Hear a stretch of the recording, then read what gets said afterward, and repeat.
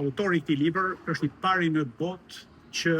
ndërtoi në mënyrë shkencore prejardhjen e shqiptarëve nga ilirët dhe prejardhjen e gjuhës shqipe nga pellazgjishtja dhe nga ilirishtja.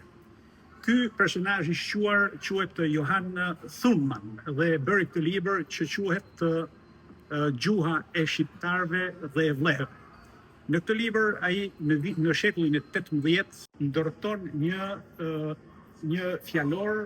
të tre gjuhëve krahasimuese mes tyre, duke i vënë në krahasim njëra me tjetrën gjuhën latine, gjuhën vlahe dhe gjuhën shqipe. Ky pati një sukses të padiskutueshëm për kohën, pasi krijoi një tsunami për periudhën e shekullit të 18 kur kishte shumë gjëra,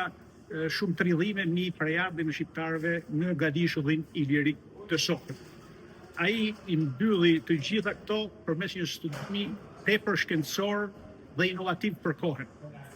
Ai ishte pra përpara se të arrijnë tek DNA-ja sotme, e cila vërteton përfundimisht prejardhjen tonë ilire, ishte i pari që në mënyrë shkencore të detajuar, pasi ishte një gjuhëtar i shquar, arriti që të ndërtonte për herë të parë në mënyrë përsërisht shkencore prejardhjen e shqiptarëve nga ilirët.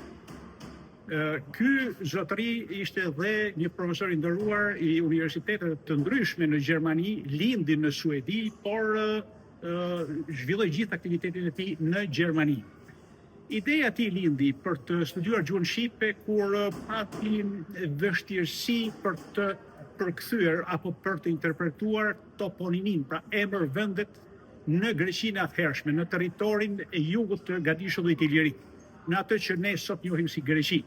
Të gjitha ato toponimet, pra ato emër vende, ai nuk arrinte që t'i përkthente me greqishtën e lashtë, por as me atë që flitej në ato zona, por arriti që t'i përkthente me atë që flisnin arvanitasit tanë, pra që flisnin vendalit më të vjetër, pra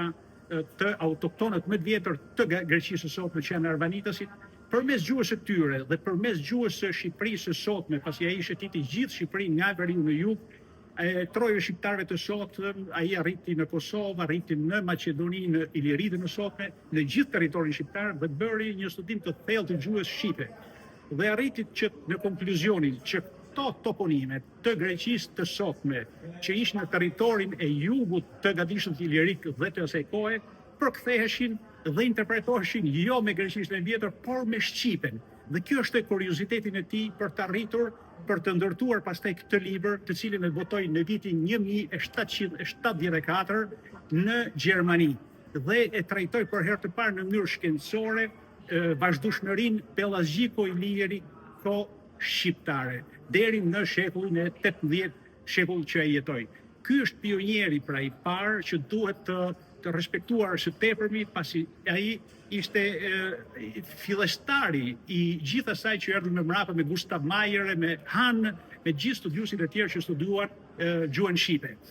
Ndaj ky libër, ato që u them gjithmonë, duhet që ministrat, ambasadorët, drejtorët, gjithë ato që merren me kulturën shqiptare, me arsimin shqiptar, ta kenë çdo nxënës i shkollës shqiptare, ta kenë në tavolinën e tij, pasi është një gjë shumë e çmuar për kulturën tonë, për gjuhësinë tonë.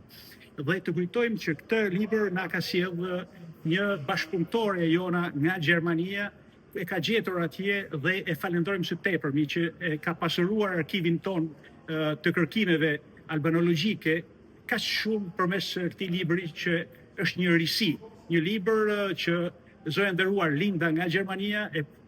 falenderojmë një herë, është aktiviste jona atje, është një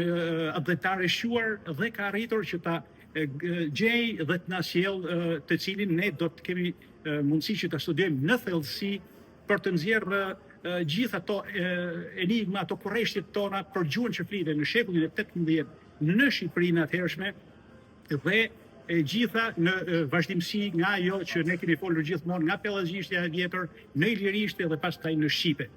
Ajo që duhet vënë re te ky libër është fjalori që ka krijuar Johan në këtë libër të tij, siç e thash, të botuar në vitin 1774, është shumë kurioz fakti që ai e ndërton dhe e shkruan shqipen e atëhershme me alfabetin pellazgjik. Pra matë alfabet që ne e kemi humbur në 1908 duke lënë mjenan dhe duke ishte qenë e ullës që krahas alfabetit të jashtëzakonshëm që kemi, edhe një herë e kujtojmë që duhet të kishte mbetur Dhej Pellazgjik, ai që shkruanin lirët, ai me cilin Ribeco në bazë të këtij fjalori që krijoi dhe Johan Thunman arriti që Ribeco t'i përkthente shkrimet mesatike të shekullit të 4 para Krishtit që gjeti në Puglia. Ja t'i hedhim një sy vetëm disa rreshtave të këtij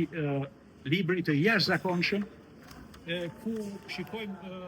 atë fjalorin e tij që ndërtoi në 3 gjuhët, nga gjuha latine, në gjuhën vlahe dhe në gjuhën shqipe. Ja për shembull një ndër gjërat që na vjen në sy fjala vox, që është zëri i sotëm. Ja si e shkruan ai za, pra në gegnishtën e sotëm za. Ja një fjalë tjetër që është shumë interesante, fjala në latinisht anus, të cilën ai shkruan mot, atë që ne sot quajmë vit, por në malësitë e Shqipërisë përsëri kemi po të njëjtin trajtim, quajnë mot e quajnë, mot më të mirë në bjeshkët e veriut. Ja ky është një libër i vitit 1774, i cili u botua me sukses të plot nga Johan Thunman dhe duhet të ishte një libër që duhet të gjindej në çdo tavolinë të çdo nxënësit në shkollat shqiptare. Pasi do nderonte Shqipërinë, do nderonte kombin ton nga Presheva në Qamëri dhe nga Ilirida deri në Kosovën e sotme, në Dardaninë e dikurshme. Pra, një libër i tillë na bën edhe një herë që të kujtojmë që gjuhat parëve tanë shkruajnë me këto shkronja, siç i pat me shkronjat pellazgjike, të cilat dhe Daskal Todri, një pasardhës i tij që ishte bashkëkohor i tij, por vazhdoi atë që e la në gjysmë Johan Thunman, parsi ky zotëri masi bëri këtë kryevepër, kujtojmë që ndroi jetë në një moshë 32 vjeçare. Dhe pas tij vazhdoi Daskal Todri studimin e alfabetit gjithmonë pellazgjik për të shkruar gjuhën shqipe me atë alfabet dhe përfundoi dhe Daskal Todri në atë vdekje të tmerrshme nga armiqtë e Shqipërisë, siç e dimë. Dhe ky zotëri ishte një viktim tjetër, një profesor i nderuar suedez që jetoi në Gjermani dhe i dedikoi jetën gjuhës shqipe, i dedikoi jetën vërtetimit shkencor të prejardhjes së shqiptarëve nga ilirët e lashtë. Me kaq për sot,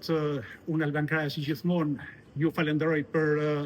atë që ju kohën që dedikoni gjithmonë duke më ndjekur. Ju uroj çdo të mirë dhe ju kujtoj edhe një herë që është një kusht i domosdoshëm që në gjuhën shqipe të sotme të fillohet të studiohet edhe ajo e alfabetit pellazgjik, i cili është i domosdoshëm për të bërë lidhjen tonë kronologjike nga pellazgët tek ilirët dhe për të ardhur deri tek shqiptarët e sot. Edhe një herë, mbarësi për të gjithë.